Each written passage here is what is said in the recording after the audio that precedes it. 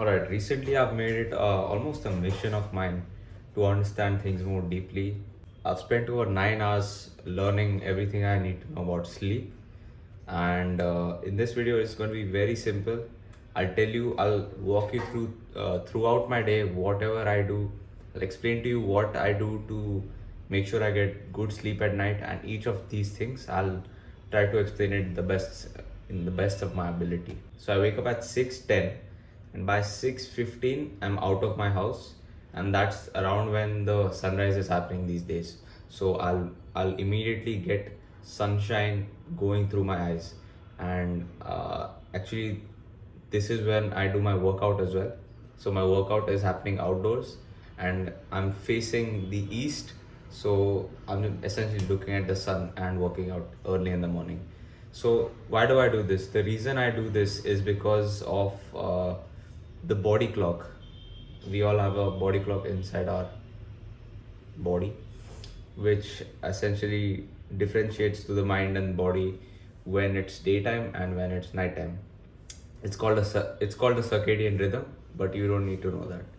So to convey to this body clock that you are awake and it's daytime, your lights have particular your lights can essentially sense when it's daytime or nighttime. That's why you might have heard that you shouldn't look at screens at night. It's because you don't want to confuse your body and mind to think it's nighttime and it's daytime and it's daytime and it's nighttime, right? Simple. Okay, just so should you do this or not? Obviously, you need to do this. Firstly, if you wake up earlier than the sunrise, no problem. You can still get in some exercise in the dark. There's no problem. But just at least for even 5 minutes, 5 minutes are enough for your body to understand that it's daytime. All you need is five minutes of time. And if you can't give 5 minutes, then I don't know what to tell you. The alternative to that, the lesser alternative, is to increase your core body temperature. So there's only two good ways you can do that. So one is to actually exercise as soon as you wake up, which I am doing. So you can club these things as well. So I exercise and I get in sunshine. Exercise is increasing my core body temperature, and the light is obviously activating my brain essentially from a sleep state. Okay. And the next thing you can do is to take a cold shower. A cold shower helps you increase your core body temperature. I'll tell you why. So we all know that our bodies love to hover around like a particular temperature. Let me just search it to confirm. What temperature is the body? Core body, I should have typed, but was it not searching?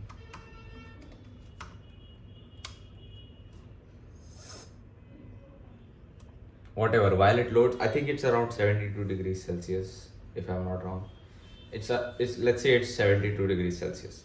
So your body loves to stay around that, and if it goes above or beyond that, like by too much, it'll fall sick. So it needs to maintain that body temperature throughout your core body. So like the near the vital organs, the average normal body temperature is, okay, it's not 72, it's 37. Okay, my bad. So it's 37 degrees Celsius. So your body needs to hover around that. So now when you actually step into cold water, what happens is it's essentially cooling your body down, it's cooling your vital organs down.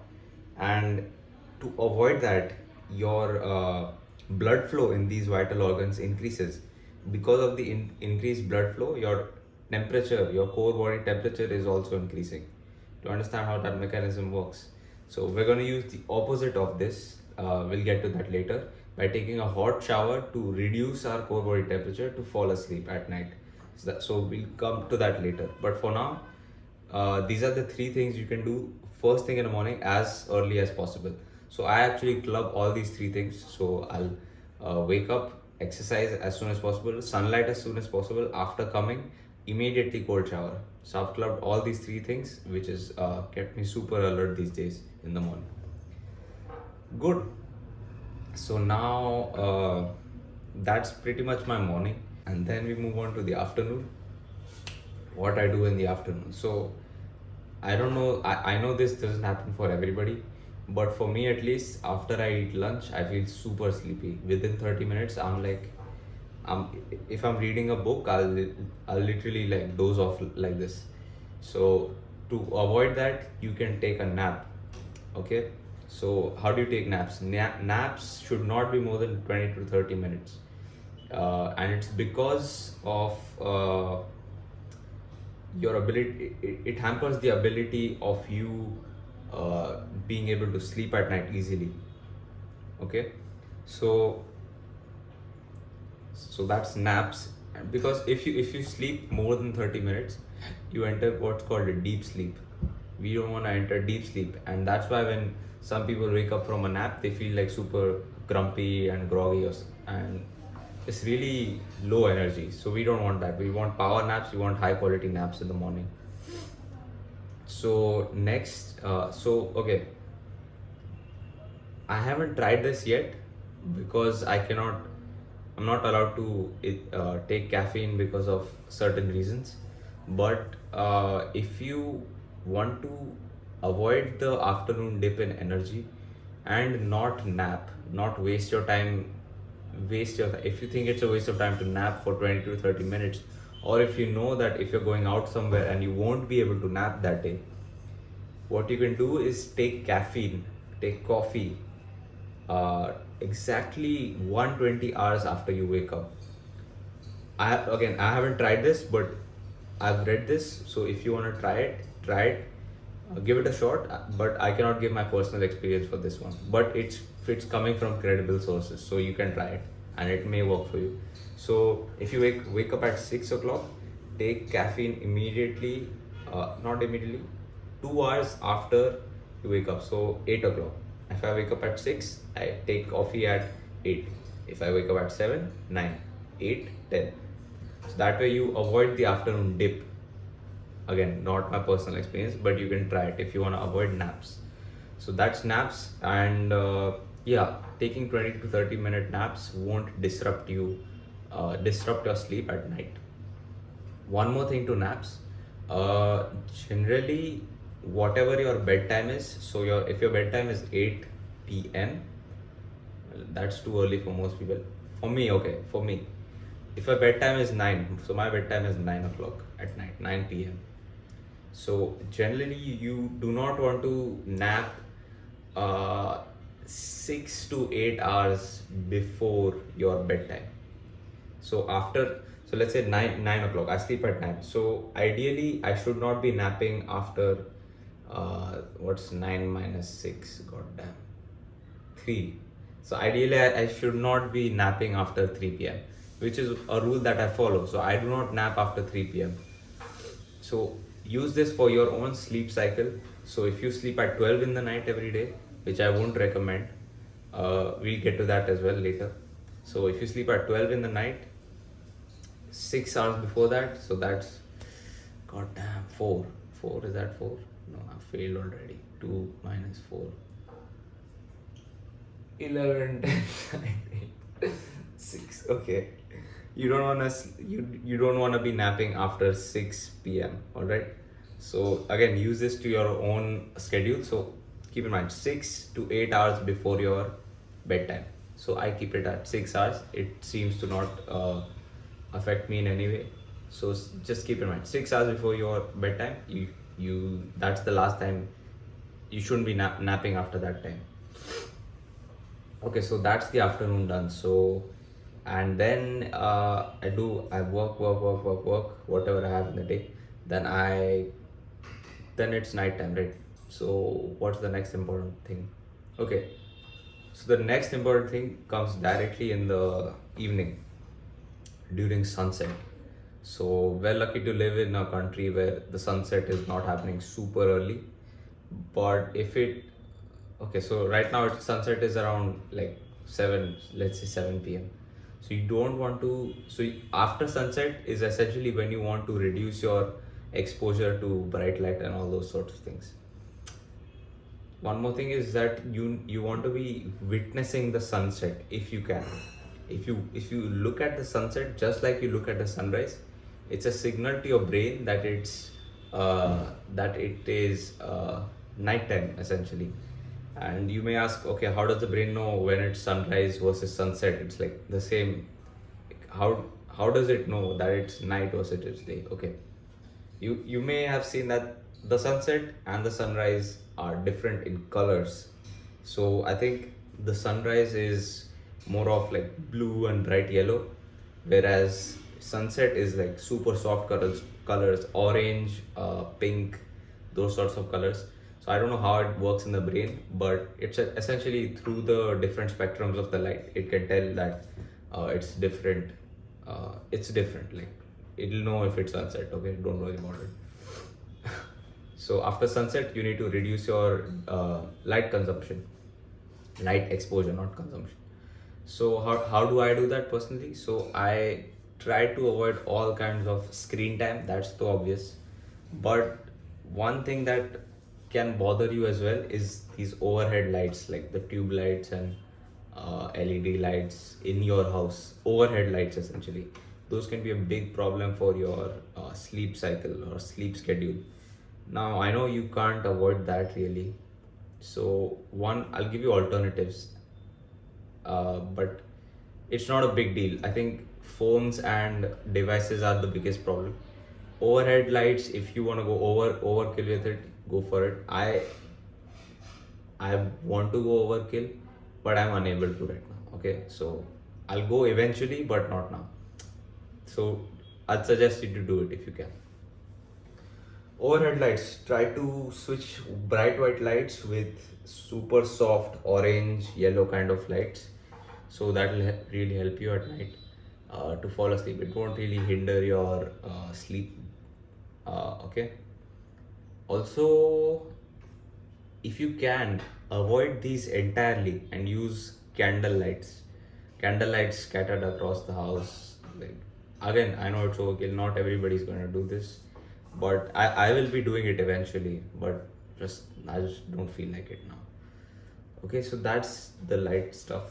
That's the light stuff, and especially it has been proven that regardless of what your sleep time is, if you look at bright light between 10 p.m. and 4 a.m., it's going to mess your entire sleep cycle up. Seriously, it's been proven. So you can allow these overhead lights and all these things, but after 10 a.m., ideally you shouldn't be even sleeping after 10 a.m. like 10 p.m. Like what are you even doing? No one needs to stay up after 10 p.m. Wrap it up. Sleep early. Wake up early to witness the sunrise and witness the sunset. Also, you should be sleeping within 4 hours of the sunset. So sunset's happening at 7, sleep by 11. So ideally like 2 to 4. Like, ideally you should be sleeping immediately after sunset or something. Like that's what the ancestors used to do. But now like up to 4 hours is fine. Like it's not a big deal. Alright, so then we move on to the night of whatever I do while sleeping. So there are two important things. One is your temperature, your room temperature. And okay, let's talk about room temperature then. Your room temp. So what happens when you fall asleep? Like, why do you go sleep? What actually happens? You enter a state of sleep when your body drops by what your body temperature drops by 1 to 2 degrees Celsius. So that's when you actually fall asleep. So in order to so you can use certain catalysts for that process. So one catalyst you can use is to take a hot shower. Just like we discussed in the start of the video, how cold water can increase your body temperature, hot water can reduce your body temperature, because when your vital organs are heating up, blood flow is going to go out of those organs into your arms and legs. You don't want to stay in hot water for too long because it's really bad for health. That's a whole nother topic. Like when you're exposed, it's related to the quality of the water. So the quality of water is shit these days, and if those chemicals and all go into your skin, you're pretty much doomed. like you're not doomed. It's not that serious, but again, it's just something you want to avoid. So I personally don't take hot showers, but if you can somehow like, so you, I know there are those like water filters, like they're like 3,000 rupees. I want to buy one eventually, but essentially it cleans out the water completely, and then it's safe to use, even if it's hot, because it's pure. So yeah, like the water you're getting right now, it really should not be going into your skin if it's hot.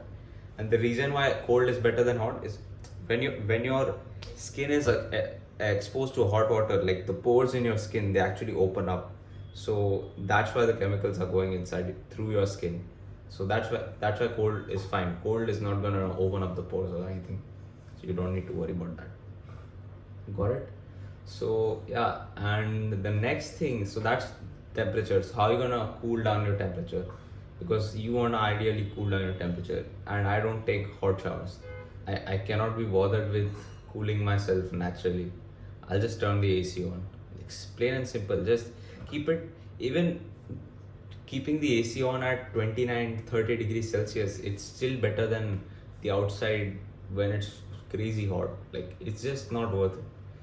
It's not worth trying to sleep without an AC on, honestly. So again, I know most people can't.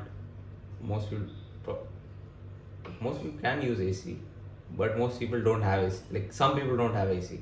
So for the some people that don't have AC, here's what you can do: take a hot shower. Forget about it. Forget about it. Take a hot shower. Hot shower liya. You're already pretty cool. And then you want to sleep in a way where your palms and your feet are exposed in the air. So if I'm sleeping, I'm covered all the way. Only like this part is exposed and my feet are exposed. I won't show my feet on screen. Got it? So that can help you cool your body temperature. At least help it stay where it is after your hot shower. So that's pretty much temperature done. And now I want to talk about another thing that I've discovered lately, which is super fascinating. Super fascinating. You know the number one predictor of longevity? Longevity? Longevity. You know the number one predictor of longevity? Age. What is it? Guess. Guess, come on. It's lung capacity. Lung capacity. So the capacity of your lungs. This is a whole nother topic. This is not related to sleep. I'm doing my research on this currently, and after I'm done implementing on myself and learning whatever there is about it, it's gonna take me 2 more weeks. But when I give you that knowledge, you'll be blown away. You'll be blown away by the entire facts of it. It's essentially breathing techniques, breathing properly. No one is breathing properly these days. No one, and it's kind of not their fault, but it is at the same. It's unavoidable at the same time. I've digressed. I apologize. So yeah, but this one thing is related to sleep, so which I'm going to include in this video. So essentially, mouth breathing is really bad. Most people mouth breathe all the time. It's because their nose is congested or whatever. It's just a habit to mouth breathe. Or so essentially, long story short, you want to cut out mouth breathing entirely from your day-to-day life. So you can do that in the day because you're awake. It's not a big problem. I'm mouth breathing right now, which I need to change. But you can avoid it at night. The way I do it is to use a surgical tape. So I've got one here.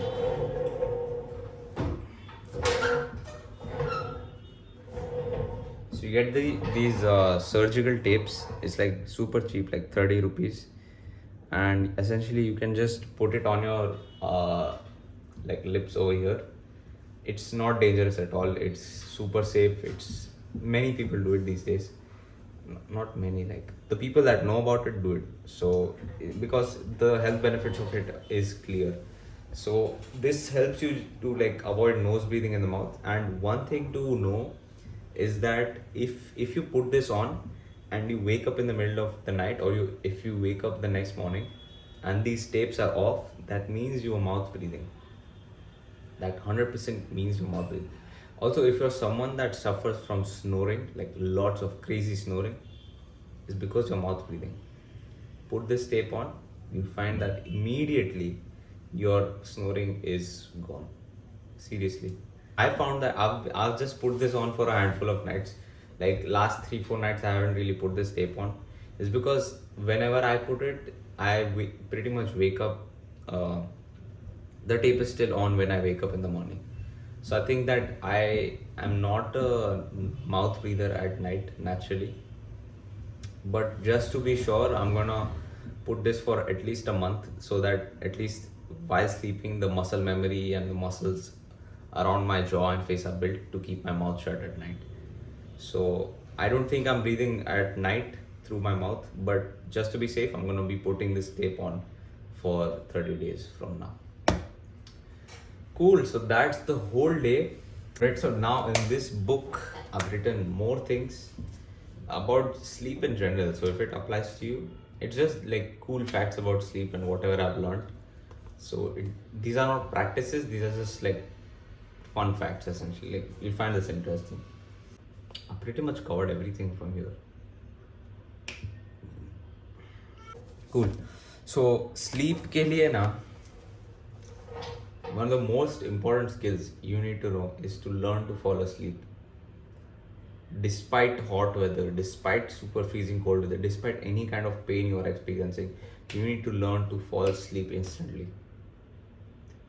There's no particular reason for it, it's just good for you. Like imagine you have a sleep schedule, right? Imagine you need to, you've identified that you need to sleep for at least 9 hours a night. Okay, and for some reason, what, let's say you looked at your screen right before going to bed. Okay, you can't fall asleep now. In these situations, which happen really often, and you know what these situations are because they are very common, you need to be able to fall asleep instantly. You need to learn techniques that will help you fall asleep. So I was kind of forced to learn this. So like I've had like sciatica for a couple of months now, so like 2 months, and like it's essentially a pain which like it starts in your upper glutes. It's essentially nerve pain. So it starts up here, like behind your spine, and it goes down, down, down, down, down, down, down your knee, and down your ankle. Essentially, like the nerve, it's dying, and when it dies here, like the pain moves down, down, down, down, down, down, down, down, down.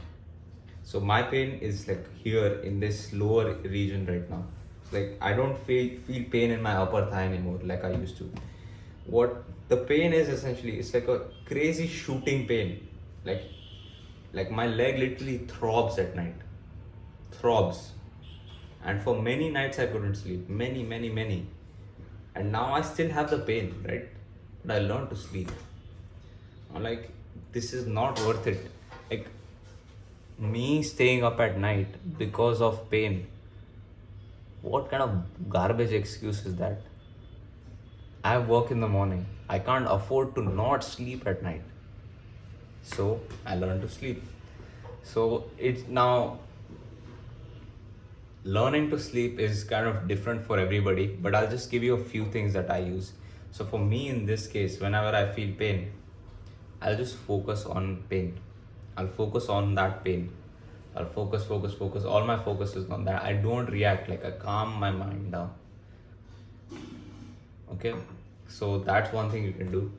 And for most of you people, I think if you follow the things that I told you, to take a hot shower or to control your temperature in your house or in your room, you'll be fine for the most part. You'll be able to sleep. But I'm just saying, in those situations where you don't do that, what can you do? So this is the best way you can do. Meditation essentially. This is meditation. This is nothing else. So you meditate and you're done with it, right? So yeah, that's one thing I've been using. Also, some people wake up in the middle of the night and aren't able to fall asleep. Okay, in that case, again, meditation. You have to learn meditation. Like, what kind of loser does not meditate, man? Come on. I do different styles of meditation throughout the day now. Throughout the day.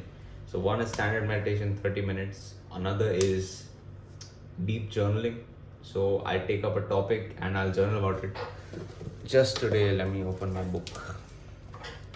Just today I wrote, well, it's half written because I didn't have time. I'll write the remaining later today. Good friends are everything. And I wrote about an experience I had yesterday of observing quality friends interact, quality people interact, and having high level conversations. I observed that, and that blew my mind. I've never seen quote unquote friends talk about such high level stuff. I've only seen friends talk about garbage, literal garbage. And these group of friends were the first friend group I'd seen. Oh man, their conversations are different. I'll make another video on that. But I journal about that. I journal about deep topics every day, and it's essentially a meditation for me because I'm thinking, like I'm using my thinking power. Writing is essentially an a display or an expression of your thoughts. Essentially, writing is that. Another meditation is I do. Yeah, I think those are it. Try to minimize my screen time throughout the day too. Uh, yeah. Many people can't sleep because they are not comfortable with being bored. You're stimulating yourself all day. You're on Instagram all day. You're doing garbage all day. That when you leave it, your brain panics. It's like, bro, what happened? So I think there's no science behind it, but I know that's the fact. Like people can't sleep at night because they're just bored of just lying there doing nothing, right? So try to limit your like screen time and your instant gratification throughout the day as well. One important thing, one super important thing is that most people try to get 8 hours or 9 hours of sleep. Like 7 to 8 hours of sleep is, I think, what most people aim for. And you should be sleeping 7 to 9 hours. But what most people get wrong is, for me, let's take my example. For a long time, for 1-2 years, my schedule was 9 p.m. सोना है, 5 बजे उठना है. How many hours is that? 8 hours, right? I thought I was getting 8 hours of sleep. If you ever use a sleep tracker, you'll know that you're awake for at least 1 hour at night. At least. Minimum.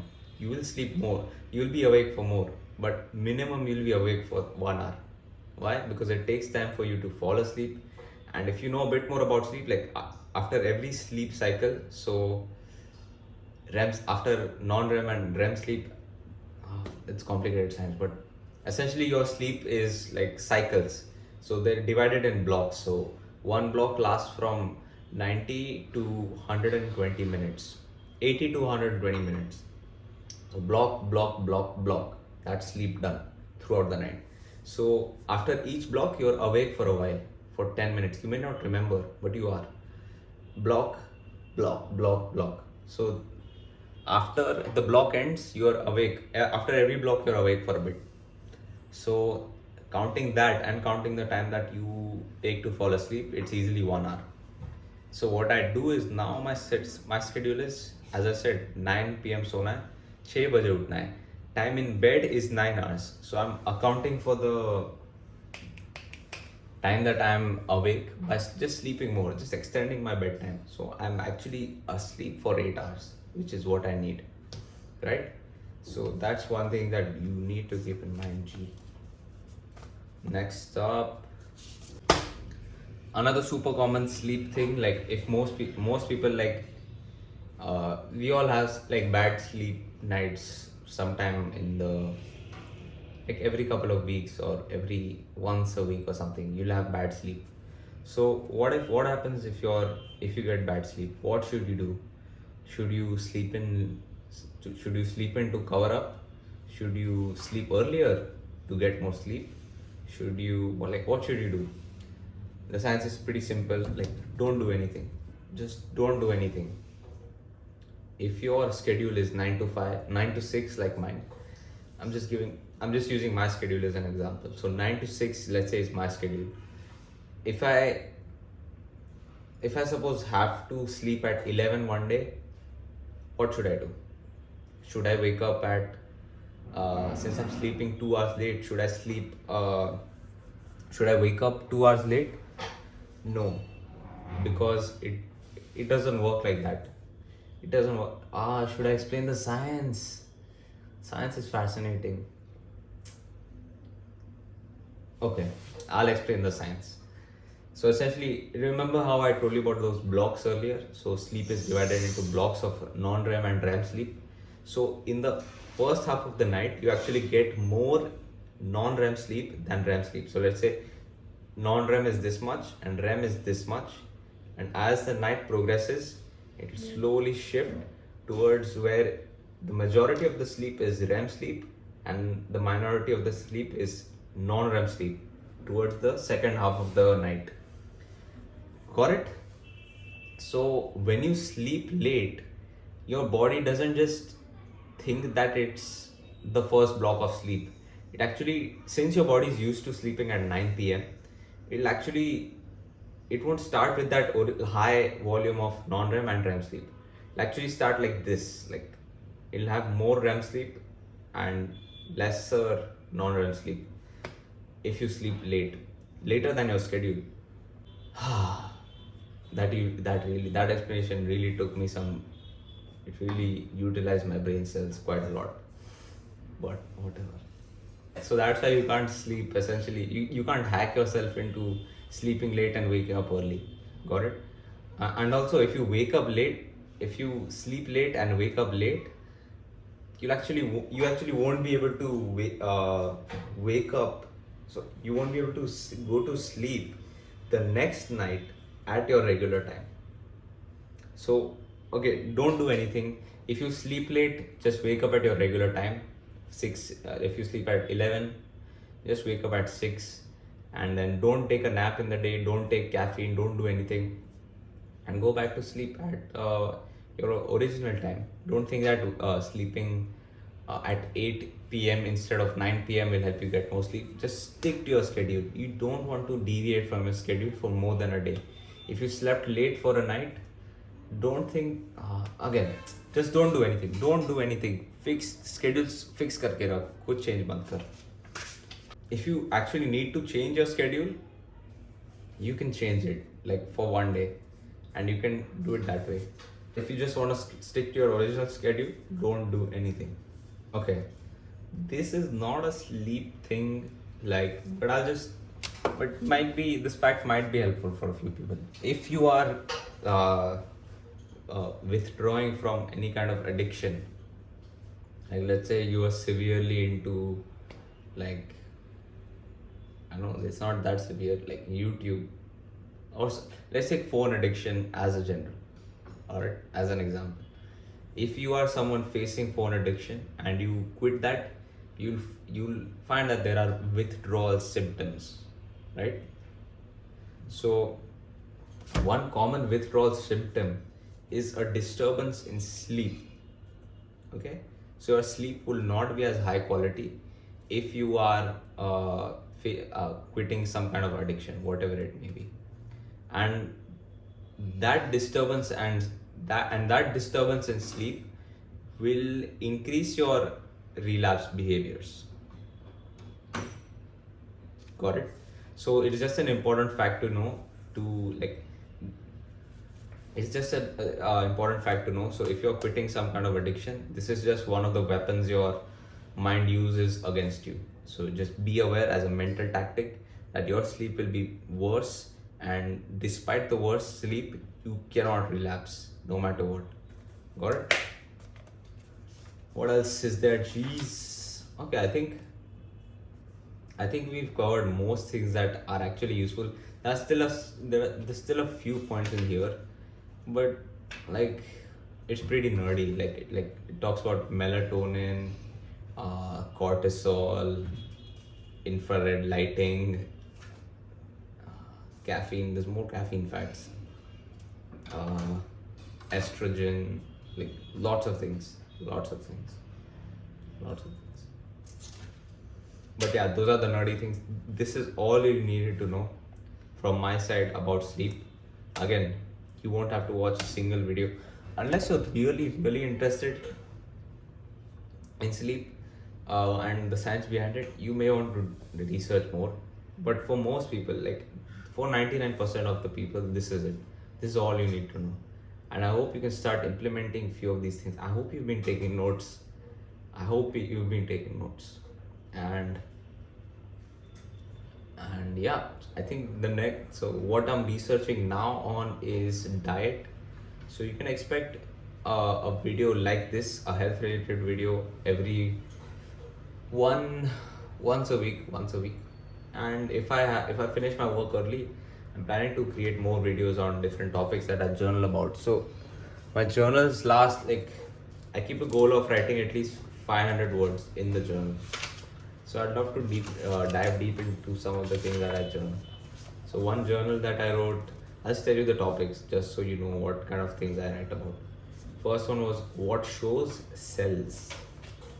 Next one I had written was, so I used to journal on my phone, but it doesn't work. So I just bought a book. Next one was how far are you willing to go? Next thing, I'm not meant to be great. I wrote that journal. Next one was weak people, weak environment. And one I just wrote, okay, there's one more, absolute responsibility. Next one, good friends are everything. It's topics, but you think you know what I wrote about, but you really don't. I'll digress in these journals like you won't believe. Like, it goes deep. It explores topics that you don't think about, like just strolling in the park. You have to focus and think about it.